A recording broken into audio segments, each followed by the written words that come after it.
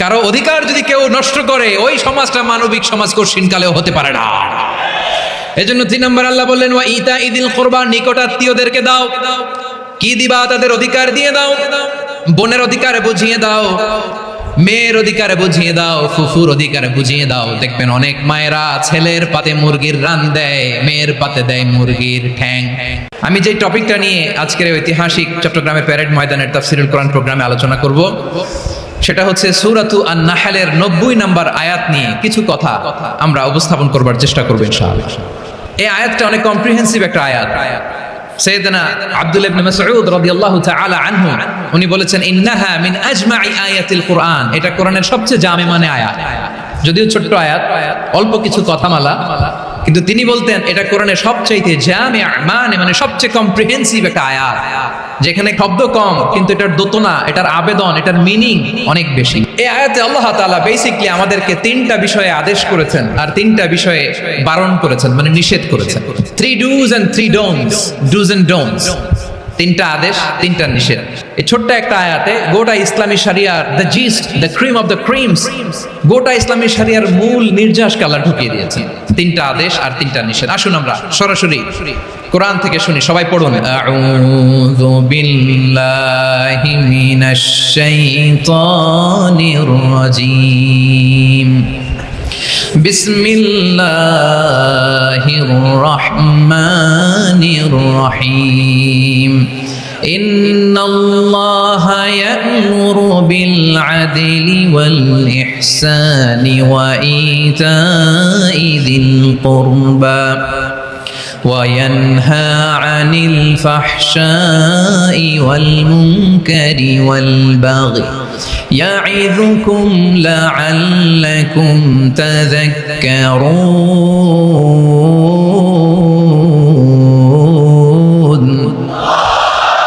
আল্লাহ তাআলা ইরশাদ করছেন ইন্নাল্লাহা ইয়া'মুরু বিল আদলি ওয়াল ইহসান, নিশ্চয় আল্লাহ তাআলা তোমাদেরকে ন্যায় বিচারের আদেশ দেন, সদাচরণের আদেশ দেন, নিকটাত্মীয়দেরকে দানের আদেশ দেন। আদেশ কয়টা? নিশ্চয় আল্লাহ তাআলা তোমাদেরকে ন্যায় বিচারের আদেশ দেন, সদাচরণের আদেশ দেন, তিনি তোমাদের নিকটাত্মীয়দেরকে দানের আদেশ দেন, আর তিনি তোমাদেরকে অশ্লীলতা থেকে নিষেধ করেন, মন্দ কাজ থেকে নিষেধ করেন, অবাধ্যতা সীমা লঙ্ঘন থেকে নিষেধ করেন। তিনি তোমাদেরকে উপদেশ দেন যাতে তোমরা শিক্ষা গ্রহণ করো। সুবহানাল্লাহ। উপদেশ দিচ্ছে স্বয়ং কে? 3টা জিনিসের আদেশ। ইয়া'মুরু বিল আদল, সুবিচার, ন্যায় বিচারের আদেশ তিনি দেন। ইহসানের আদেশ দেন, যাতে আমরা ইহসান করি, একে অপরের প্রতি সুবিচার করি, মহানুভবতা দেখায়, অনুগ্রহ দেখায়, আর নিকট আত্মীয়দেরকে যেন আমরা দান করি। এই 3টা আদেশ তিনি দিয়েছেন। আর কোন 3টা জিনিস থেকে তিনি বারণ করেছেন? অশ্লীলতা, ফাহশা, মুনকার, মানে সব মন্দ আর অসৎ কাজ, এগুলো থেকে তিনি আমাদেরকে বারণ করেন। ওয়াল বাগি, অবাধ্যতা, সীমা লঙ্ঘন, এই 3টা কাজ থেকে তিনি আমাদেরকে বারণ করেন। তিনি আমাদেরকে উপদেশ দেন, স্বয়ং আল্লাহ তাআলা আমাদেরকে উপদেশ দেন যাতে করে আমরা শিক্ষা গ্রহণ করি। সুবহানাল্লাহ। আল্লাহ তাআলা প্রথমে আমাদেরকে আদেশ দিয়েছেন আদালের। ইন্নাল্লাহা ইয়া'মুরু বিল আদল, আওয়াজ করে বলুন আল আদল। আমরা উর্দু জানি, হিন্দি জানি, অনেকে ইংরেজিও জানি, কিন্তু আরবি শব্দগুলো আমাদের মুখ দিয়ে বেরোতে চায় না। আওয়াজ করে বলুন আল আদল। মাশাআল্লাহ। ইন্নাল্লাহা ইয়া'মুরু বিল আদল, আল্লাহ তাআলা আমাদেরকে আদলের আদেশ দেন। আদল অনেকে না বুঝলেও আদালত শব্দটা বুঝবেন। আদালত, আদালত, আদালত বুঝেন না? যেখানে বিচার কার্যের ফয়সালা করা হয়, কোর্ট কাচারি, আদালত, এটা তো ভেরি কমন। এটা শুনছেন না সবাই? আদালত, যেখানে ন্যায় বিচার হবে, সুশাসন হবে। কিন্তু ভাগ্যের কি নির্মম পরিহাস, ওখান থেকে মিথ্যা সাক্ষী দিয়ে মনমতো রায় দিয়ে দেয়া হয়। এগুলোর পরিবর্তন হওয়ার দরকার আছে না নাই? প্রিয় ভাইয়েরা, আদালত, আল আদল, ইংরেজিতে বলে জাস্টিস, ন্যায় বিচার, সুবিচার, সুশাসন, জাস্টিস, আল আদল, সব জায়গায় এই জাস্টিস থাকা দরকার। Justice should be prevail in the society. The mission of all prophet was to uphold the justice. সব নবীর মিশন ছিল এই জাস্টিসকে, আদালকে, সুশাসন আর সুবিচারকে নিশ্চিত করা। পড়েন সুবহানাল্লাহ। And the core message of every divine scripture was to uphold justice. পৃথিবীর সব আসমানি কিতাবের মূল শিক্ষা ছিল এই জাস্টিসকে সমাজে এনশিওর করা, সুবিচার, সুশাসনকে এনশিওর করা। তাহলে প্রিয় ভাইরা, আমরা বুঝতে পারলাম আল আদ শব্দের মানে হচ্ছে ইনসাফ বা সুবিচার বা ন্যায় বিচার। এটা হচ্ছে একটা general meaning, very general meaning. আপনি যদি ইন ডেপথ বুঝতে চান, আরো ভেতরে যান, তাহলে আদাল মানে হচ্ছে সমন্বয়, আদাল মানে হচ্ছে ভারসাম্য, ব্যালেন্স। আদাল মানে হচ্ছে মধ্যম পন্থা। সুবহানাল্লাহ পড়েন। কারণ সব সময় সমান সমান হইলেই সুবিচার হয় না। কথা কি বুঝতেছেন? ইসলামের দ্য কনসেপ্ট অফ আদাল, এটা এমন আদাল, এটা সব সময় সমান সমান নয়। যখন সমান সমান দেয়া দরকার, ইসলাম সমান সমান দেয়। যখন ব্যালেন্স করা দরকার, চেক এন্ড ব্যালেন্স, সমন্বয়, ভারসাম্য করা দরকার, তখন ইসলাম ভারসাম্য করে দেয়। এটার নাম আদাল। সুবহানাল্লাহ। সহজ করে আপনাদেরকে বুঝাই। যেমন ধরুন, একটা পরিবারের 3 জন সদস্য, স্বামী, স্ত্রী আর সন্তান। তাদের সকালবেলার ব্রেকফাস্টে স্বামীর, সকালের নাস্তায় স্বামীর 3টা রুটি লাগে, স্ত্রীর 2টা লাগে, আর সন্তানের 1টা রুটি লাগে। এখন আমি যদি সমান সমান করে আদল করতে চাই, সবাইকে যদি 3টা করে রুটি দেই, তাহলে স্বামী বেচারার জন্য ঠিক আছে? কি বলেন?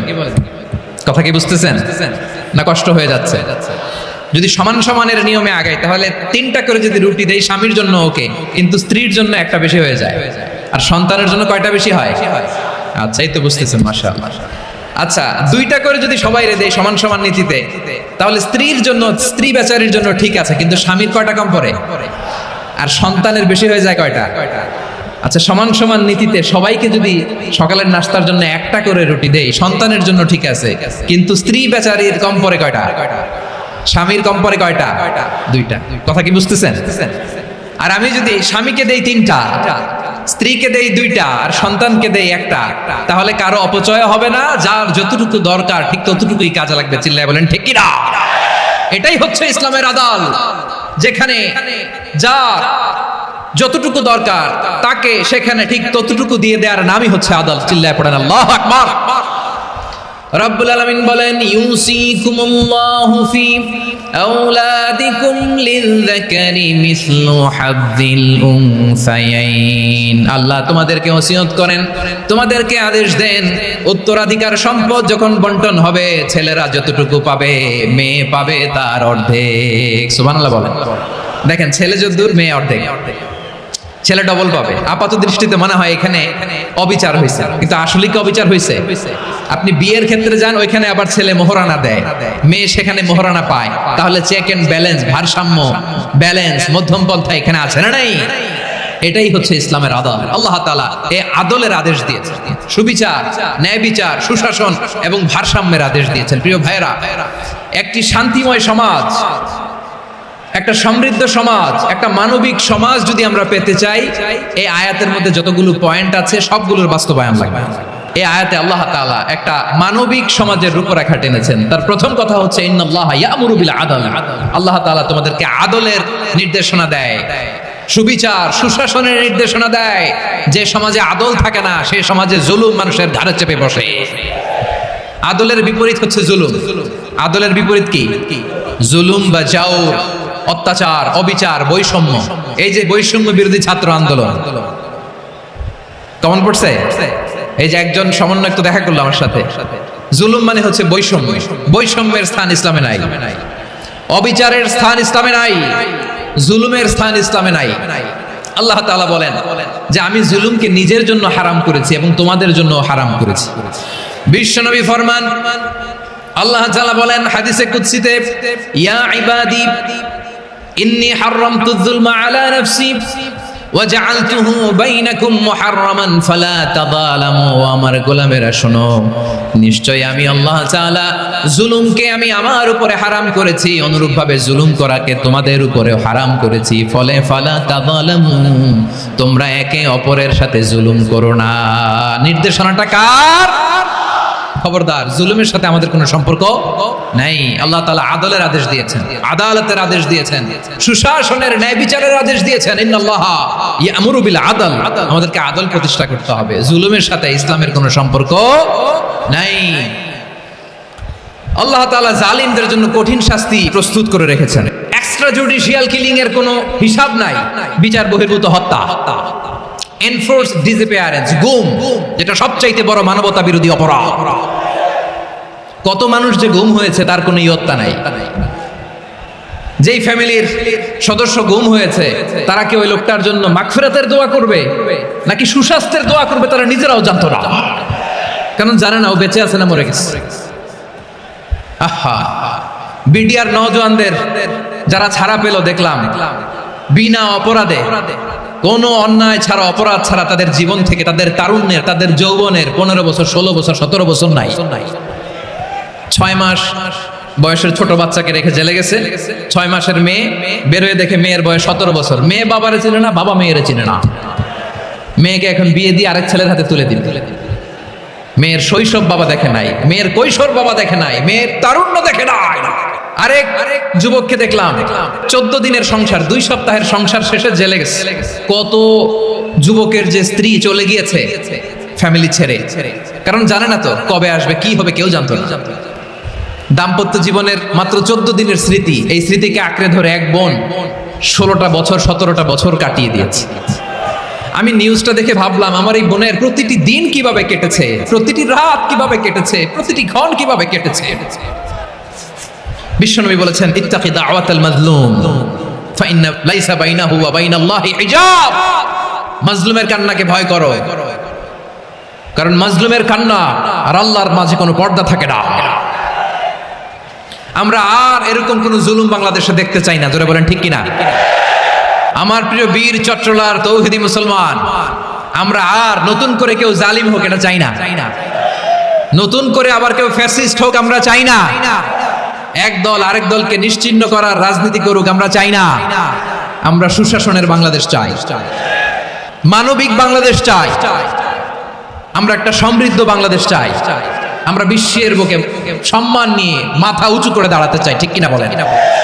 আল্লাহ বললেন, এটা যদি তোমরা চাও, একটা সমৃদ্ধ সমাজ যদি বিনির্মাণ করতে চাও, মানবিক সমাজ যদি বিনির্মাণ করতে চাও, আমি তোমাদেরকে সেজন্য প্রথমে আদালতের নির্দেশ দিলাম। ইন্নাল্লাহা ইয়া'মুরু বিল আদল, নিশ্চয় আল্লাহ তাআলা তোমাদেরকে ন্যায় বিচার সুশাসন এটার আদেশ দেন। সুবহানাল্লাহ। আদাল, ন্যায় বিচারের আদেশ আল্লাহ তাআলা কোরআনের বিভিন্ন আয়াতে দিয়েছেন। আল্লাহ তাআলা বলছেন, ইন্নাল্লাহা يأمركم أن تؤدوا الأمانات إلى أهلها وإذا حكمتم بين الناس أن تحكموا بالعدل إن الله نعم ما يعظكم به إن الله كان سميعا بصيرا। الله تعالى বললেন, আল্লাহ আদেশ দিচ্ছেন যে ব্যক্তি আমানতের হকদার তার হাতে তোমরা আমানত পৌঁছে দাও, আর যখন তোমরা বিচার কার্য করবে, বিচার ফয়সালা করবে, আদালতের সাথে করো। সুবহানাল্লাহ বলেন। ওয়াইদা হাকামতুম বাইনান নাসি আন তাহকুমু বিল আদল, আদালতের সাথে করবা। আল্লাহ তাআলা বলেন, যারা জাজ হবে, বিচারক হবে, তাদের যদি বাদী বিবাদীর কারোর সাথে শত্রুতা থাকে, কারোর সাথে যদি কোনো ধরনের রেষারেষি থাকে, আল্লাহ বলেন বিচার কার্য করতে যে ওই শত্রুতা রেষারেষির কারণে আদালতের বাইরে যে অবিচার করে বিচার করো না। ওয়ালা ইয়াজরিমান্নাকুম শানাআনু কওমিন আলা আল্লা তা'দিলু ই'দিলু হুয়া আকরাবু লিত্তাকওয়া ওয়াত্তাকুল্লাহা ইন্নাল্লাহা খাবীরুম বিমা তা'মালুন। খবরদার কোন জাতির প্রতি, কোন গোষ্ঠীর প্রতি, কোন গোত্রের প্রতি আক্রোশ যেন তোমাদেরকে ন্যায় বিচার থেকে দূরে সরিয়ে না দেয়, বরং আমি আল্লাহর আদেশ হলো ই'দিলু, তোমরা আদল করো, ন্যায় বিচার করো, সুবিচার করো, সুশাসন প্রতিষ্ঠা করো। হুয়া আকরাবু লিত্তাকওয়া, এটাই তাকওয়ার সবচেয়ে কাছাকাছি। সুবহানাল্লাহ বলেন। কোরআনের বিভিন্ন আয়াতে আল্লাহ তাআলা স্পেসিফিকলি ধরে ধরে বিচার করার সময় আমরা যেন আদল করি সেটা বলেছেন।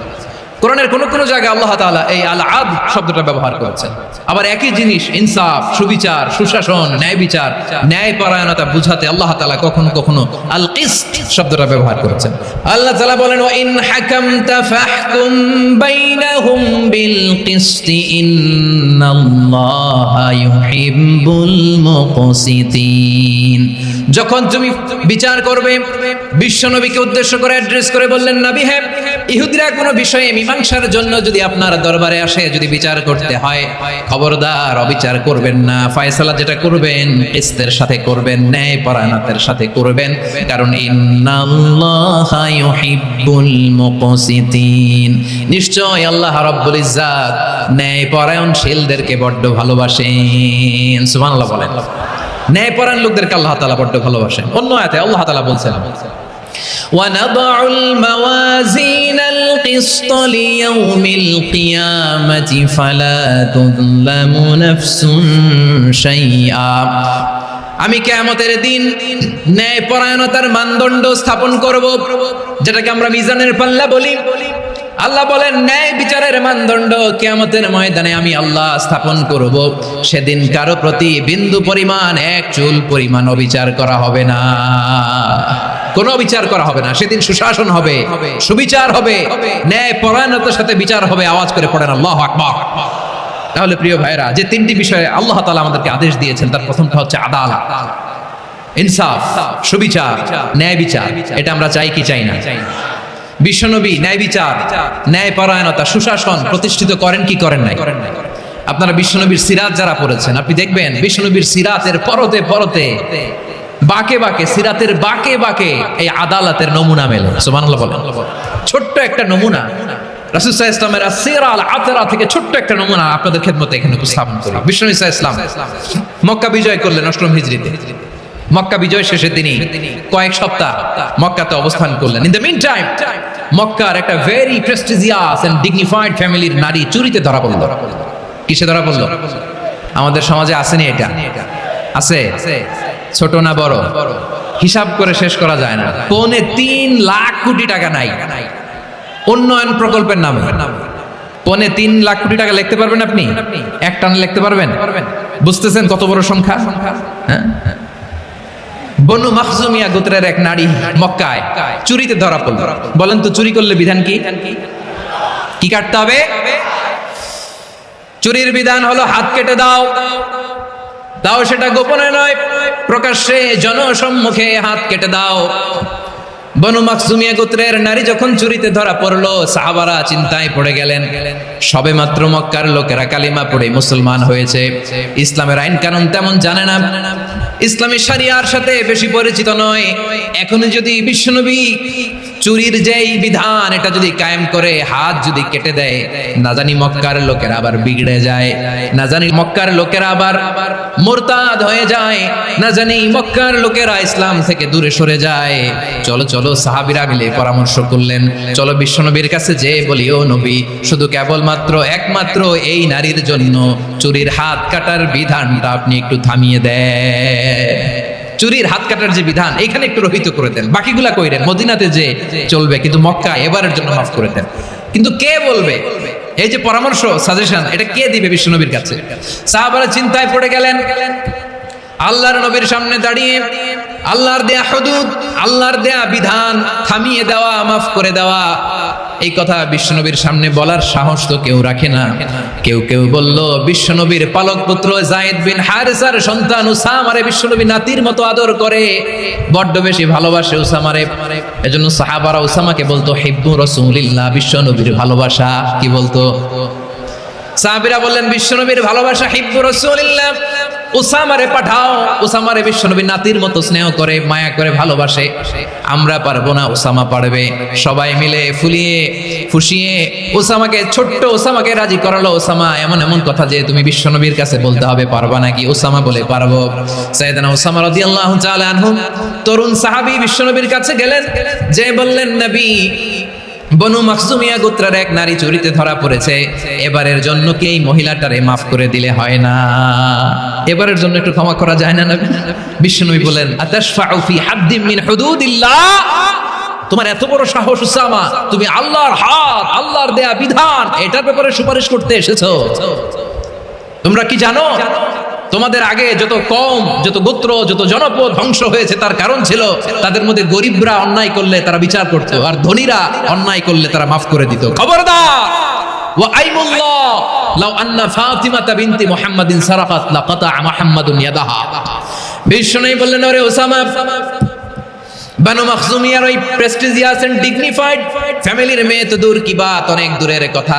জেনে রেখো সামা, আমার কলিজার টুকরা নয়নের পুটুলি ফাতেমাও যদি মক্কার জমিনে আজকে এই চুরির দায়ে ধরা পড়তো, আমি বিশ্বনবী মুহাম্মদুর রাসূলুল্লাহ ধরে ফাতেমার ডান হাতটা কেটে দিতে এক বিলম্ব দেরি করতাম না। ইন্নাল্লাহা ইয়ামুরু বিল আদল, আমাদেরকে জাস্টিস শিখায়। পশ্চিমারা আমাদেরকে ইনসাফ শিখায়, আমাদেরকে সুশাসন শিখায়। আর ইনসাফ, সুশাসন, ন্যায় বিচার, সুবিচার, জাস্টিস কারে বলে বিশ্বনবীর বায়োগ্রাফি থেকে জেনে নাও। এই ছিল বিষ্ণু ইসলামের আদালতের নমুনা। আপনি যদি সাইয়েদনা ওমর ফারুকের জীবনের দিকে তাকান, এমন কঠোর, এমন বীর সেনানী ছিলেন। সাইয়েদনা ওমর ফারুক যদি রাস্তার এই মাথা দিয়ে হাঁটা শুরু করতেন, শয়তান ওমর ফারুককে দেখলে ওই রাস্তা রেখে দিয়ে অন্য রাস্তা দিয়ে হাঁটতো। সুবহানাল্লাহ। ওমর ফারুক রাদিয়াল্লাহু তাআলা কি পার্সোনালিটি ছিল, কি পার্সোনালিটি। আমাদের এলাকায় ছোট বাচ্চারা রাতে ভাত খেতে চায় না, আমার মেয়েটাও খেতে চায় না। এই এটা দিব, ওইটা দিব, আজকে মাহফিলে আসার সময় বলে দিছে লিস্ট করে এটা এটা আনতে হবে। তো ছোট্ট বাচ্চাদের অনেক বায়না থাকে, ওরা রাতে খেতে চায় না। তো মায়েরা বিভিন্ন ভয় দেখায়, এই বাঘ আসবে, বাঘ আসবে খাও, এই ভূত আসবে, ভূত আসবে খাও। আপনারা কি বলেন চট্টগ্রামে? ভূত ভূত ভূত ভূত আসবে, বাঘ আসবে, খাও খাও খাও, তাড়াতাড়ি খাও। তো বাচ্চারা এগুলো শুনে ভয়ে খেতে শুরু করে। মদিনার জমিনেও একই ঘটনা ঘটতো। মদিনার ছোট্ট ছোট্ট সোনামণিরা খেতে চাইতো না। তো মায়েরা বলতো, হা হুয়া ইয়াতি উমর, হা হুয়া ইয়াতি উমর, ওই যে উমর আসতেছে, উমর। ওমরে ফারুকের কথা শুনলে বাচ্চারা একেবারে ঠান্ডা। প্রভু তুমি বলেছ রাসূল দেবে না, বলনি দেবে না ওমর, বলনি দেবে না হামজা তারিক, খালিদ বিজয় সমর। প্রভু তুমি বলেছ রাসূল দেবে না, বলনি দেবে না ওমর, বলনি দেবে না হামজা তারিক, খালিদ বিজয় সমর। প্রভু তুমি বলেছ রাসূল দেবে না। আল্লাহু আকবার। ওমর ফারুক রাদিয়াল্লাহু তাআলা আনহু, ওনার কথা শুনলে গায়ের মধ্যে গুজবাম হয়, গায়ের পশমগুলো দাঁড়িয়ে যায়। সুবহানাল্লাহ বলেন। কি পার্সোনালিটি ছিল, কি ব্যক্তিত্ব ছিল। মুনাফিকরা ওমর ফারুককে জমের মতো ভয় পেত। শয়তান, খুদ শয়তান এই রাস্তা দিয়ে আসলে শয়তান অন্য রাস্তা দিয়ে হাঁটতে। ওমর ফারুক রাদিয়াল্লাহু তাআলা আনহুর জীবনে যদি দেখেন, তাহলে সেখানে আপনি আদালতের, ইনসাফের, সুশাসনের, জাস্টিসের নমুনা দেখতে পাবেন। কয়টা শুনবেন? সাইয়েদনা ওমর ফারুক রাদিয়াল্লাহু তাআলা আনহুর সন্তান আব্দুর রহমান মিশরে মদ খেয়ে মদ্যপ অবস্থায় ধরা পড়েছে।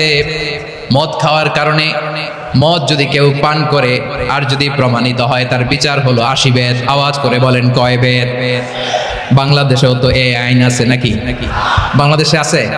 হ্যাঁ, মদ খাইলে 80 বেত, এই আইন বাংলাদেশে চালু হোক, আমরা চাই কি চাই না? একেবারে সহজ, পানির মতো সহজ হিসাব, একেবারে সহজ। ওমর ফারুক রাদিয়াল্লাহু তাআলা আনহুর ছেলে ভুল করে মদ পান করে ফেলেছিলেন। আব্দুর রহমান, ঘটনা ঘটেছে মিশরে। মিশরের গভর্নর তখন আমর ইবনে আস রাদিয়াল্লাহু তাআলা আনহু। আব্দুর রহমানের ভাই যে গভর্নরকে বলল, গভর্নর যদি একটু দয়া করেন, খলিফার ছেলে আমার ভাই আব্দুর রহমান মদ্যপ অবস্থায় ধরা পড়েছে, জনসম্মুখে যদি আপনি বেত্রাঘাত করেন আমাদের প্রেস্টিজ থাকে না, যদি 80 বেত আপনি মারেন আমার কোনো কথা নাই, কিন্তু ঘরের ভেতরে মারেন। আব্দুর রহমানের ভাইয়ের সুপারিশ শুনে সাইয়েদনা আমর ইবনে আস রাদিয়াল্লাহু তাআলা আনহু রাজি হয়ে গেলেন। ঘরের ভেতরে লোকচক্ষুর আড়ালে 80 বেত তিনি মানলেন। কিন্তু ঘটনাক্রমে এই কথা লুকিয়ে লুকিয়ে ঘরের ভেতরে 80 বেত মারার কথা সাইয়েদনা ওমর ফারুক মদিনা থেকে জানতে পারলেন। মদিনা থেকে তিনি ফরমান জারি করলেন, এই বিচার যেমনটি আমর ইবনে আস আদায় করেছে, এটা প্রকৃতপক্ষে আদায় হয় নাই। আসো সবাই মদিনায় আসো, আমর ইবনে আস মদিনায় আসো, আব্দুর রহমানও আসো, সবাই আসো, জনসম্মুখে এই বিচার কার্যকর করতে হবে। সাইয়েদনা ওমর ফারুক মসজিদে নববীর পিলারের মধ্যে নিজের ছেলেকে বাঁধলেন, আবার জনসম্মুখে 80টা বেত তার গায়ের মধ্যে মারলেন। মাজমুয়ে ফাতাওয়া ইবনে তাইমিয়া রাহিমাহুল্লাহ উনি এটা নকল করেছেন। এটা সবচেয়ে বিশুদ্ধ মত। আর অনেক মত আছে, মারা গেছে কবরের উপর, ওগুলো বাদে দিলাম। কেমন খলিফা ছিলেন, কেমন খলিফা! পশ্চিমারা তোমরা জাস্টিস আমাদেরকে শেখাও, ইনসাফ কারে বলে, সুশাসন আমাদেরকে তোমরা শেখাও। ওমর ফারুক রাদিয়াল্লাহু তাআলা আনহু ওইটাকে ওই বিচারকে তিনি ধর্তব্য মনে করেন নাই, মদিনাতে এনে আবার জনসম্মুখে আবার আশীর্বাদ মেরেছেন। মিশরে ওমরে ফারুক রাদিয়াল্লাহু তাআলা আনহু আমর ইবনুল আসকে গভর্নর করে পাঠালেন। সেখানে আমর ইবনুল আসের ছেলে একটা প্রতিযোগিতায় রানার আপ হয়েছে। এক মিশরি সেখানে চ্যাম্পিয়ন হয়েছে। রানার আপ বুঝতে পেরেছেন তো? সেকেন্ড হয়েছে। এক মিশরি হয়েছে চ্যাম্পিয়ন প্রথম, কিন্তু গভর্নরের ছেলে ও জিততে পারে নাই। ও রাগে ওই মিশরির গায়ের মধ্যে কয়েকটা লাঠি দিয়ে বাড়ি মেরেছে। মিশরি যে মদিনাতে ওমরে ফারুকের কাছে বিচার দিলেন, আপনার গভর্নরের ছেলে অন্যায়ভাবে আমার গায়ে হাত তুলেছে। সাইয়েদনা ওমরে ফারুক আবার ফরমান জারি করলেন, আসো মদিনাতে আসো। মিশরীকে ডাকলেন। ওই মিশরের গভর্নর আমর ইবনুল আস রাদিয়াল্লাহু তাআলা আনহুকে ডাকলেন, তার ছেলেকেও ডাকলেন। সবাই বসে রইল। আমর ইবনুল আস রাদিয়াল্লাহু তাআলা আনহু মাথা নিচু করে বসে আছেন, লজ্জায় কাচুমাচু। হায় হায়, আজকে আমার ছেলের কারণে আমিরুল মুমিনিন খলিফাতুল মুসলিমিন ওমরে ফারুকের কাছে আমি জনসম্মুখে লজ্জিত হচ্ছি। সাইয়েদনা ওমরে ফারুক বললেন, এই নাও লাঠি। গভর্নরের ছেলে তোমার মাথার মধ্যে যতগুলো বাড়ি মেরেছে, আজকে জনসম্মুখে তুমি অতগুলা বাড়ি মারো। মিশরি বলে, থাক, আপনি যে ডেকে আনছেন সবার সামনে এটা বলছেন, এতেই আমি খুশি। আল্লাহু আকবার। আপনার মহানুভবতা দেখে আমি খুশি, আর অপমানের দরকার নাই। ওমরে ফারুক বলে, না, খবরদার, এই কথা মিশরি তুমি বলো না, মারো, যতগুলা বাড়ি মেরেছে মারো। বাধ্য হয়ে মিশরি আমর ইবনুল আসের সামনে ওনার কলিজার টুকরা সন্তানের মাথার মধ্যে বাড়ি মারতে আরম্ভ করলেন। ঠিক যতগুলা বাড়ি গভর্নরের ছেলে আমর ইবনুল আসের ছেলে মিশরির গায়ে মেরেছিল, মাথায় মেরেছিল, মিশরি গুনে গুনে ততটা মারলেন। এই দৃশ্য দেখে ওমরে ফারুক রেগে মেগে আগুন, রাগের চোটে রাগ সামলাতে না পেরে, আর নিজেকে সামলাতে না পেরে মিশরিরে বললেন, ছেলেরে মারা শেষ হয়ে গেলে এবার বাবার টাক মাথার মধ্যে কয়েকটা বাড়ি মার। রাগের চোটে, আউট অফ অ্যাঙ্গার, রাগের চোটে, যে আমার পাঠানো গভর্নর আমর ইবনুল আস তার ছেলেকে কেন আদব তারবিয়া কেন শিক্ষা দিতে পারে না। ছেলেরে মারা হইলে এবার আমর ইবনুল আসের মাথার মধ্যে দুইটা মারো। এটা রাগে বলেছে, এটা শাস্তি হিসেবে না। সুবহানাল্লাহ পড়ো। তোমরা আমাদেরকে সুশাসন শিখা। বিশ্বনবী বলেন, আদালত এটা যেন তেন বিষয় না, এটা দিয়েই মানবিক সমাজ গড়তে হবে। আল্লাহ তাআলা কিয়ামতের কঠিন ময়দানে, যেদিন স্বামী স্ত্রীকে চিনবে না, স্ত্রী স্বামীকে দেখে পালিয়ে যাবে, বন্ধু বন্ধুরে চিনবে না, পীর সাহেব মুরিদরে চিনবে না, মুরিদ পীর সাহেবরে চিনবে না, দলের কর্মী তার নেতারে চিনবে না, নেতা তার কর্মীরে চিনবে না, বন্ধু বন্ধুরে দেখে পালাবে। এই কঠিন মুহূর্তে সূর্যটা মাথার কাছে চলে আসবে, জমিনটা তামার জমিন হবে। আজকের জমিনের মতো নয়। মানুষ ঘর্মাক্ত, ক্লান্ত, শ্রান্ত মাথার মগজগুলো কানের ছিদ্র আর নাকের ছিদ্র দিয়ে বেয়ে বেয়ে পড়বে। বিশ্বনবী ফরমান, কিয়ামতের ওই কঠিন ময়দানে 7 শ্রেণীর ব্যক্তিকে রব্বুল আলামিন তার আরশের নিচে ছায়া দিবেন। তার মধ্যে প্রথম শ্রেণীর ব্যক্তি হলো ইমামুন আদিল, যে ইনসাফের সাথে বিচার করে, যে জাস্টিস সমাজে সার্ভ করে, যে সুশাসন নিশ্চিত করে, ওই ইমামুন আদিল। আদিল শব্দটা বুঝছেন না? ইন্নাল্লাহা ইয়া'মুরু বিল আদল। পাইছেন? আদিল। 7 শ্রেণীর ব্যক্তিকে আল্লাহ তাআলা সুশীতল আরশের নিচে ছায়া দিবেন, যেদিন তার দেয়া ছায়া ছাড়া কোনো ছায়া থাকবে না। এর প্রথম হচ্ছে ইমামুন আদিল, ন্যায়পরায়ণ শাসক। চিল্লায়ে বলেন সুবহানাল্লাহ।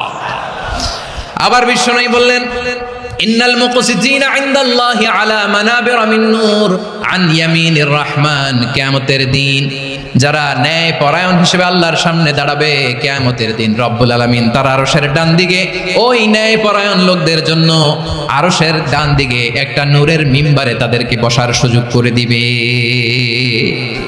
আল্লাহর আরশের ডান দিকে ন্যায় পরায়ণ লোকদের জন্য আল্লাহ তাআলা নূরের মিম্বার বানাবে। 4টে কেন কথা মনে করেছেন? আল আদাল, জাস্টিস। ইন্নাল্লাহা ইয়া'মুরু বিল আদল। আল্লাহ তাআলা এই আদালতের নির্দেশনা দেন, সুবিচার, সুশাসন। প্রিয় ভাইরা, এটা আমরা বাংলাদেশে চাই কি চাই না? এই যে অরাজকতা, এই যে অন্যায়, এই যে জুলুম, এই যে ইনকনসিস্টেন্সি, সমাজের অসঙ্গতি, এর প্রধান কারণ জাস্টিস নাই, সুবিচার নাই, সুশাসন নাই। শেষবারের মতো আওয়াজ করে বলেন তো, আমরা বাংলাদেশে আদল চাই কি চাই না? তাহলে প্রথম নির্দেশনা শেষ। আল্লাহ তাআলা তোমাদেরকে আদলের আদেশ দেন। এরপর আল্লাহ বললেন, আমি তোমাদেরকে ইহসানের আদেশ দেই। ইন্নাল্লাহা ইয়া'মুরু বিল আদলি ওয়াল ইহসান। আমি তোমাদেরকে যেমনি আদলের নির্দেশনা দেই তেমনি ভাবে তোমাদেরকে ইহসানের নির্দেশনা দেই। ইহসান, আওয়াজ করে সবাই বলেন তো ইহসান।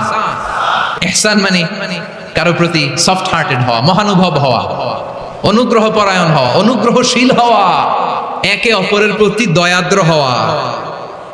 একে অপরের প্রতি দয়াদ্র অনুগ্রহশীল হওয়া ছাড়া মানবিক সমাজ কঠিনকালেও গঠন করা সম্ভব না। প্রিয় ভাইরা, সুন্দর আচরণ দিয়ে, ইহসান দিয়ে যা জয় করা যায়, নরম আচরণ দিয়ে যেটা অর্জন করা যায়, কঠোরতা দিয়ে সেটা পারা যায় না। বিষ্ণু ঈসা ইসলাম ইহসান দিয়ে, কোমল আচরণ দিয়ে, তার অনুগ্রহ দিয়ে তিনি অনেক কাফিরের হৃদয়কে জয় করে ফেলেছেন। সাইয়েদনা সুমামা ইবনে উসাল রাদিয়াল্লাহু তাআলা আনহুর কথা মনে পড়ে যায়। তিনি ছিলেন ইয়ামামার বাদশা। মদিনাতে বিশ্বনবীকে হত্যা করার নিয়তে এসেছিলেন। গোপনে গোপনে বিশ্বনবীকে হত্যা করে আবার ইয়ামামাতে তিনি ফিরে যাবেন। কিন্তু কি অবাক করা কাণ্ড, হত্যা করতে পারে নাই, সাহাবাদের হাতে তিনি ধরা পড়ে গেলেন। সাইয়েদনা সুমামা ইবনে উসাল রাদিয়াল্লাহু তাআলা আনহু হত্যার নিয়তে আসলেন, কিন্তু হত্যা করতে পারলেন না। সাহাবারা ওনাকে ধরে ফেললেন, ধরে মসজিদে নববীর পিলারের মধ্যে বেঁধে রাখলেন। সুমামা ইবনে উসাল, সিরাত থেকে শোনাচ্ছি রাদিয়াল্লাহু তাআলা আনহু ইয়ামামার অধিপতি ছিলেন। বিশ্বনবীকে হত্যার জন্য আসছেন, ধরা পড়ে গেছেন, এখন মসজিদে নববীতে বেঁধে রাখছেন। তার মানে বন্দী। তো এখন স্ট্যাটাস কি? বন্দী, ক্যাপটিভ। বিশ্বনবী সাল্লাল্লাহু আলাইহি ওয়াসাল্লাম সাহাবাদেরকে বললেন তার খোঁজ খবর নিও, সুমামা ইবনে উসালের খোঁজ খবর নিও। সাহাবারা বলেন ইয়া রাসূলুল্লাহ, আপনাকে হত্যা করতে এসেছে, তার তো কঠিন ক্যাপিটাল পানিশমেন্ট হওয়া দরকার, কঠিন শাস্তি হওয়া দরকার। বিশ্বনবী বললেন না, আমি যেটা জানি তোমরা সেটা জানো না, তোমরা সুমামার সাথে ভালো আচরণ করো। বিশ্বনবী সুমামার কাছে গেলেন। প্রথম দিন যে তিনি কালেমার দাওয়াত দিলেন, ঈমানের দাওয়াত দিলেন, ইসলামের দাওয়াত দিলেন, রিসালাতের দাওয়াত দিলেন, আখিরাতের দাওয়াত দিলেন। পরের দিন যে বিশ্বনবী সালাতের দাওয়াত দিলেন, যাকাতের দাওয়াত দিলেন। ইসলাম কি, কিভাবে, কেমন করে পালন করতে হয় চমৎকার আর্টিকুলেট করতে শুরু করলেন। তন্ময় হয়ে সুমামা ইবনে উসাল রাদিয়াল্লাহু তাআলা আনহু বিশ্বনবীর কথাগুলো শুনতে আরম্ভ করলো। একদিন নয়, 2 দিন নয়, টানা 3 দিন বিশ্বনবী সুমামার কাছে ইসলামকে প্রেজেন্ট করেছেন, উপস্থাপন করেছেন। আওয়াজ করে বলেন কয় দিন? 3 দিন। 3 দিন মসজিদে নববীতে বাঁধা। আর সাহাবীদেরকে বললেন তার খোঁজ খবর নিও, তোমরা যে রুটি বানাও এর মধ্যে সবচেয়ে ভালো আটার রুটিটা তারে দিও, সবচেয়ে রিফাইন্ড খেজুর, যেটা পিওর খেজুর, এটা তারে দিও। আর বিশ্বনবী নিজের ওট থেকে দুধ দহন করে ওনার বাড়ির এক কর্মচারীকে বলেছেন দুধ দহন করে সুমামার জন্য নিয়ে যাও। সুবহানাল্লাহ পড়বেন না? সবাই তো অবাক, ইয়ামামা থেকে আসছে নবীকে হত্যা করতে, বিশ্বনবী দেখে তারে জামাই আদর করে। একদিন নয়, 2 দিন নয়, টানা 3 দিন বিশ্বনবী এভাবে সুমামার কাছে যে ইসলামকে প্রেজেন্ট করতে আরম্ভ করলেন, ইসলামকে উপস্থাপন করতে শুরু করলেন। আর তাকে চমৎকার এন্টারটেইনমেন্ট, আপ্যায়ন দিতে আরম্ভ করলেন। টানা 3 দিন যখন ইসলামের দ্য বিউটিজ অফ ইসলাম, ইসলামের সুমহান বাণী, সৌন্দর্য তার কাছে উপস্থাপন শেষ, তাকে আপ্যায়ন শেষ, বিশ্বনবী বললেন সাহাবাদেরকে যাও এবার সুমামার হাতের পায়ের রশি দুটো খুলে দাও। সাহাবারা তর্ক জুড়ে দিলেন, লা ইয়া রাসূলুল্লাহ, এমনটা করবেন না, তো ভয়ঙ্কর ভয়ঙ্কর খুনি, কি জানি কি হয়ে যায়। বিশ্বনবী বললেন না, তার হাতে পায়ের রশিগুলো খুলে দাও। সাহাবারা বিশ্বনবীর কথা মতো তার হাতে পায়ের রশিগুলো খুলে দিল। সুমামা মুহূর্তের মধ্যে মসজিদে নববী থেকে বের হয়ে ইয়ামামায় ফিরে না যে মসজিদে নববীর পাশে একটা খেজুর বাগান ছিল সেখানে চলে গেলেন। সেখানে একটা ছোট্ট কুয়া ছিল, কুয়ার পানি দিয়ে তিনি গোসল করলেন। সুবহানাল্লাহ পড়েন। কুয়ার পানি দিয়ে গোসল করে মসজিদে নববীর সামনে এসে বিশ্বনবী এবং সাহাবাদের সামনে দাঁড়িয়ে সাব্বাবা উঁচু করে বললেন, আশহাদু আল্লা ইলাহা ইল্লাল্লাহ ওয়া আশহাদু আন্না মুহাম্মাদান আবদুহু ওয়া রাসূলুহু। আমি সাক্ষ্য দিচ্ছি আল্লাহ ছাড়া কোনো ইলাহ নাই, আর মুহাম্মদ আল্লাহ তাআলার প্রেরিত বান্দা এবং রাসূল। প্রিয় ভাইরা, ইহসান দিয়ে যা জয় করা যায়, কঠোরতা দিয়ে সেটা কঠিনকালেও জয় করা যায় না। আওয়াজ করে বলেন ঠিক কি না? এবার সুমামা দাঁড়িয়ে বলে, ওগো নবী, আমি তো কালিমা পড়ে মুসলমান হয়ে গেলাম, এবার শোনেন, এই মুহূর্তের আগে আপনার চেহারার চাইতে নিকৃষ্ট কোনো চেহারা আমার কাছে ছিল না, কিন্তু শাহাদা পাঠ করার পরে আপনার চেহারার চাইতে উত্তম শ্রেষ্ঠ কোনো চেহারা আমার কাছে আর নাই। ও নবী, আজকের দিনের আগে ইসলাম ধর্মের চেয়ে নিকৃষ্ট অপছন্দনীয় কোনো ধর্ম আমার কাছে ছিল না, কিন্তু এই মুহূর্ত থেকে ইসলামের চেয়ে সেরা শ্রেষ্ঠ পছন্দনীয় কোনো ধর্ম আমার কাছে নাই। নবী গো, আজকের দিনের আগে মদিনার চাইতে অপছন্দনীয় নিকৃষ্ট কোনো শহর আমার কাছে ছিল না, কিন্তু এই মুহূর্তের পর থেকে মদিনার চাইতে কোনো শ্রেষ্ঠ শহর আমার জানা নাই। সে ছিল গমের বড় ডিলার, গম বেচতো। কি বেচতো? তার গম কিনে মক্কার লোকেরা রুটি খাইতো। সে ঘোষণা দিল, আজকে থেকে মক্কাবাসীদের জন্য সব গম আমি হারাম করে দিলাম, মক্কাবাসী এখন না খেয়ে মরে। সুবহানাল্লাহ পড়বেন না?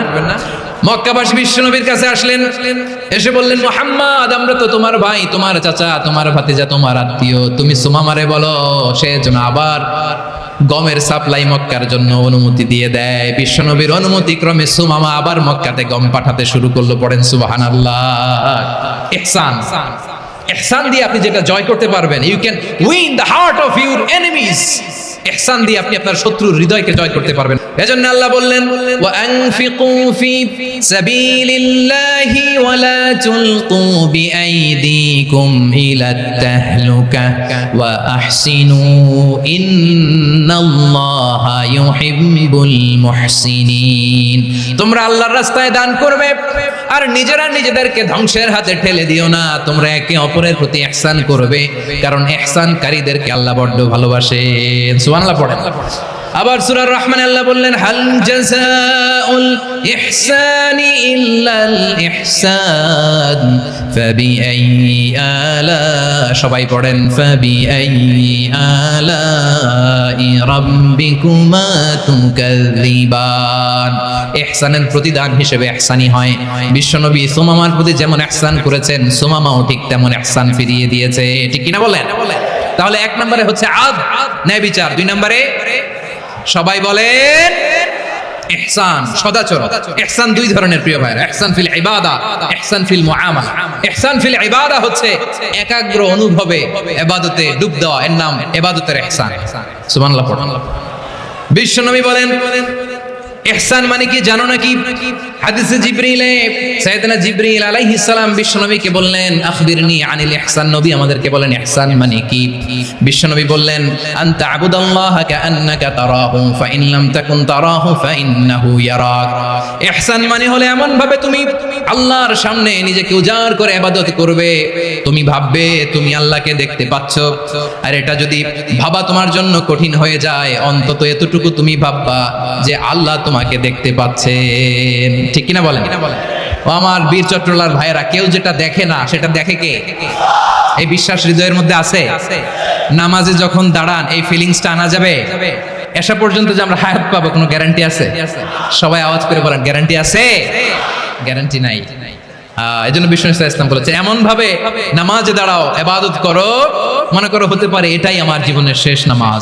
পারফর্ম দ্য সালাহ as if this is your last and final prayer. এমন ভাবে সালাতে দাঁড়াও, ভাবো হতে পারে এটাই তোমার জীবনের শেষ নামাজ। এমন ভাবে নামাজে দাঁড়াও, ভাবো এটাই শেষ নামাজ। তাহলে নামাজে একাগ্রতা বাড়ায় দিবে কে? ফলে ইবাদতের ইহসান আমাদের অর্জিত হবে। আর মুআমালাতে ইহসান হলো, বিশ্বনবী বলেন, ইন্নাল্লাহা তাবারাকা ওয়া তাআলা كتب الإحسان على كل شيء فإذا قتلتم فأحسنوا القتلة وإذا ذبحتم فأحسنوا الذبح وليحد أحدكم شفرته وليرح ذبيحته। ইহসান দুই ধরনের, আওয়াজ করে বলতে হবে কয় ধরনের? একটা হচ্ছে ইহসান ফিল ইবাদা, ইবাদতে ইহসান। ইবাদতে ইহসান কি? একাগ্র অনুভব দিয়ে ইবাদত করা, মন প্রাণ দিয়ে ইবাদত করা। আর মুআমালাতে ইহসান কি? সব কাজে, দৈনন্দিন কাজে, কর্মে, সামাজিক অ্যাক্টিভিটিতে কোমলতা প্রদর্শন করা, অনুগ্রহের সাথে সবকিছু করা। আল্লাহ তাআলা, ইন্নাল্লাহা তাবারাকা ওয়া তাআলা কাতাবাল ইহসান আলা কুল্লি শাই, তিনি সব কিছুর ব্যাপারে ইহসানকে আবশ্যক করেছেন।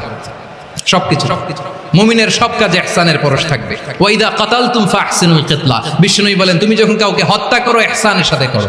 সুবহানাল্লাহ পড়বেন না? যখন হত্যা করো তখনও ইহসানের সাথে। আচ্ছা, হত্যা করবো আবার ইহসান আসবে করতে, তোরে তো মেরেই ফেলবো আমি। আল্লাহ, ও ভাই একজন খুন করেছে, খুনি, রাষ্ট্রীয় আইনে তার শাস্তি হয়েছে ডেথ পেনাল্টি, মৃত্যুদণ্ড। এখন মৃত্যুদণ্ড দেখে আপনি যেমনি মন চায় তেমনি মারবেন লোকটারে? ওর নাক কেটে ফেলতে পারবেন? ওর কান কাটতে পারবেন? ওর চোখ উপড়ে ফেলতে পারবেন আপনি? যেমন মন চায় তার অঙ্গহানি করা যাবে না। ইহসানের সাথে তাকে হত্যা করো। সুবহানাল্লাহ, this is Islam, this is the true essence of Islam. ওয়া ইযা যাবাহতুম ফাহসিনু যাবহা, যখন জবাই করবে তখনও ইহসানের সাথে জবাই করবে। করব জবাই, ওইখানেও নাকি ইহসান। আচ্ছা, কুরবানির দিন আমরা পশুগুলোরে কি করি? বলেন সবাই আওয়াজ করে, জবাই। জবাই মানে তো এটার মেরেই ফেলতেছি, একটু পরে তো টুকরো টুকরো করে গোশতগুলো খাবো, এটা তো খাবো, এটা তো মেরেই ফেলবো। বিষ্ণু বলে না, জবাইয়ের মধ্যেও মুমিনের জবের ভেতরেও ইহসানের পরশ থাকা চাই। যখন জবাই করবে প্রাণীটাকে হাত পা টাইট করে বেঁধে নাও, ছুরিটাকে শার্পেন করে নাও, ধারালো করে নাও, যাতে অল্প সময়ে জবাইটা হয়ে যায়, প্রাণীটা যাতে কম কষ্ট পায়। সুবহানাল্লাহ পড়েন। দিস ইজ কল্ড ইহসান। আল্লাহ তাআলা যেমনি আদলের আদেশ করেছেন, ন্যায় বিচার জাস্টিস এনশিওর করতে বলেছেন, সমাজে ইহসানের ব্যবহার, ইহসানের অনুশীলন তিনি করতে বলেছেন। এজন্য মুমিনের প্রতিটি কাজে, আমার চট্টগ্রামের ভাইরা আমার দিকে তাকান, খেয়াল করে শুনুন, মুমিন জীবনের প্রতিটি কাজে ইহসানের পরশ থাকা চাই। আমরা যেন আমাদের পরিবারের প্রতি ইহসান করি, আমরা যেন আমাদের কর্মচারীদের প্রতি ইহসান করি, আমরা যেন আমাদের কলিগদের প্রতি ইহসান করি, আমরা যেন আমাদের ভাইদের প্রতি ইহসান করি। মুমিন জীবনের প্রতি কাজে ইহসানের পরশ থাকার দরকার আছে না নাই? কথা বুঝতে পেরেছেন? তাহলে আল্লাহ তাআলার তিনটা আদেশ ছিল, কয়টা গেল? প্রথমে কি ছিল? আদল। 2 নম্বরে, 3 নম্বরে রব্বুল আলামিন বললেন ওয়া ইতাইদিল কুরবা, নিকটাত্মীয়দেরকে দান করো, নিকট আত্মীয়দেরকে দাও, যারা তোমাদের ব্লাড কানেকশনের আত্মীয় তাদেরকে তোমরা দাও। এখানে জেনারেলি বললেন দাও, কি দিব সেটা তিনি এখানে বলেন নাই, সেটা তিনি সূরাতুল ইসরার মধ্যে বলেছেন। আল্লাহ বলেন ওয়া আতিযাল কুরবা হাক্কাহ, নিকট আত্মীয়দেরকে তাদের অধিকার, তাদের প্রাপ্য তোমরা বুঝিয়ে দাও। দেখেন, একটা শান্তির সমাজ, একটা সমৃদ্ধ সমাজ, একটা মানবিক সমাজ গঠনের জন্য আল্লাহ তাআলা বেশি না, মাত্র 3টা অর্ডার, 3টা ভার্ডিক্ট তিনি জারি করেছেন। 1 নাম্বার সুশাসন, ন্যায় বিচার; 2 নাম্বার ইহসান; 3 নাম্বার নিকটাত্মীয়, যারা কাছের, তোমার ভেরি ক্লোজ রিলেশনশিপে আছে, তাদেরকে দাও। দাও, দিলে বাড়িয়ে দেয় কে? অনেকে দিতে চায় না, কৃপণতা করে। দিলে বাড়ায় দেয় কে? ও মিয়া, মদিনার মধ্যে সবচাইতে গরিব সাহাবী ছিল বেলাল রাদিয়াল্লাহু তাআলা আনহু। ওনার এন্টায়ার অ্যাসেট, সম্পদের পরিমাণ কতদূর জানেন? একটা লুঙ্গি। বেলাল রাদিয়াল্লাহু তাআলা আনহু, ওনার টোটাল ওয়েলথের এস্টিমেশন হচ্ছে মাত্র একটা লুঙ্গি। একটা লুঙ্গি, টোটাল ওয়েলথ এস্টিমেশন, টোটাল সম্পদের পরিমাণ বেলাল রাদিয়াল্লাহু তাআলা আনহু কি ছিল? ওই বেলাল রাদিয়াল্লাহু তাআলা আনহুকে বিষ্ণু ইসলাম বলেছেন, আনফিক ইয়া বেলাল, ও বেলাল তুমিও দাও। ওয়ালা তাখশা মিন যিল আরশি ইখলালা, আরশের অধিপতির তো কোনো ঘাটতি নাই, তুমি দিলে ওই আল্লাহ তোমারে বাড়ায় দিবে। এজন্য আমার প্রিয় ভাইরা, দিলে কমে না, দিলে বাড়ে। অনেকে ধরে রাখে, নতুন কিছু নিতে পারে না, হাত দিয়ে যেটা ধরে রেখেছেন এটা দিয়ে দেন, বড় একটা ধরার সুযোগ পাবেন। জোরে বলেন ঠিক কিনা? রব্বুল আলামিন বললেন 3 নাম্বার আদেশ হলো তোমাদের প্রতি সমাজটারে কেমন করে মানবিক সমাজ, সুন্দর সমাজ গড়বা। 3 নাম্বার আদেশ হলো ওয়া আতিদাল কুরবা হাক্কা, নিকটাত্মীয়দেরকে তাদের প্রাপ্য বুঝিয়ে দাও। এই নিকটাত্মীয়দেরকে তাদের অধিকার বুঝিয়ে দেওয়া, প্রাপ্য বুঝিয়ে দেওয়াতে আমাদের গাফলতি আছে না নাই? অনেকে দেখবেন অনেক আল্লাহওয়ালা, তাহাজ্জুদ গুজার, সেজদা দিতে দিতে কপালে কালো দাগ ফেলে দিছে, সে তার বোনের হকটা আদায় করে নাই, আছে না নাই? অনেক বড় হাজী সাহেব, বিশাল লম্বা দাড়ি, ছেলেরে সব দিয়ে দিছে, মেয়েরে কিছু দেয় নাই, মেয়ের হক আদায় করে নাই, আছে না নাই? এই হাজী সাহেবেরা, এই আল্লাহওয়ালারা কিয়ামতের ময়দানে আটকে যাবে। আপনি অন্যের অধিকার নষ্ট করেছেন, তাদের রাইটস কে ভায়োলেট করেছেন। এজন্য আল্লাহ তাআলা বলেন, কারো অধিকার যদি কেউ নষ্ট করে, ওই সমাজটা মানবিক সমাজ কঠিনকালেও হতে পারে না। এজন্য 3 নম্বর আল্লাহ বললেন ওয়া ইতাইদিল কুরবা, নিকটাত্মীয়দেরকে দাও। কি দিবা? তাদের অধিকার দিয়ে দাও, বোনের অধিকার বুঝিয়ে দাও, মেয়ের অধিকার বুঝিয়ে দাও, ফুফুর অধিকার বুঝিয়ে দাও। দেখবেন অনেক মায়েরা ছেলের পাতে মুরগির রান দেয়, মেয়ের পাতে দেয় মুরগির ঠ্যাং। তো মেয়ের কি মুরগির রান খেতে মনে যায় না? মনে যায় না?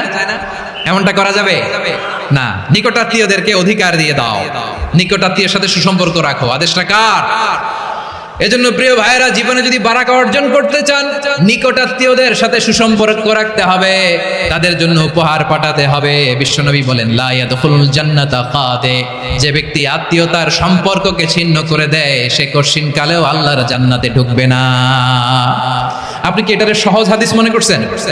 এটা সহজ কথা? আপনি ভাবছেন আপনার নামাজ আপনারে বাঁচাতে পারবে, আপনার রোজা বাঁচাতে পারবে, আপনার তাহাজ্জুদ আপনারে বাঁচাতে পারবে? অধিকার নষ্ট করলে কিছুই আপনারা বাঁচাতে পারবে। এজন্য নিকট আত্মীয়দেরকে দিতে হবে বেশি বেশি। বিশ্বনবী বলেন ইন্নাস সাদাকাতা আলাল মিসকিনি সাদাকা ওয়া আলা যির রাহিমি ইসনাতান সাদাকাতুন ওয়া সিলা। মিসকিনরে দান করলে শুধু দানের সওয়াব হয়, নিকটাত্মীয়কে দান করলে দুইটার সওয়াব হয়, সাদাকার সওয়াব হয়, আবার আত্মীয়তার বন্ধন অটুট রাখার সওয়াব হয়ে যায়। আবার বিশ্বনবী বললেন, মান সাররাহু আইয়ুবসাতা লাহু ফি রিজকিহি ওয়া ইনসালাহু ফি আসারিহি ফালইয়াসিল রাহিমা। যে ব্যক্তি তার রিজিকের প্রশস্ততা চায় আর হায়াতে বরকত চায়, সে যেন তার আত্মীয়ের সাথে সুসম্পর্ক রাখে। আমার প্রিয় চট্টলার ভাইয়েরা, আমাদের রিজিক বাড়ুক, এটা আমরা চাই কি চাই না? সবাই চান? হ্যাঁ, আমাদের রিজিকে প্রশস্ততা আসুক, চাই কি চাই না? আমাদের হায়াতে বরকত আসুক, আমরা চাই কি চাই না? এই দুইটা যদি চান, তাহলে নিকটাত্মীয়দের সাথে সুসম্পর্ক রাখবেন। পারবেন? তাহলে সমাজটারে মানবিক সমাজ বানায় দিবে কে? তিনটা আদেশ চলে গেল। এক নম্বরে কি ছিল?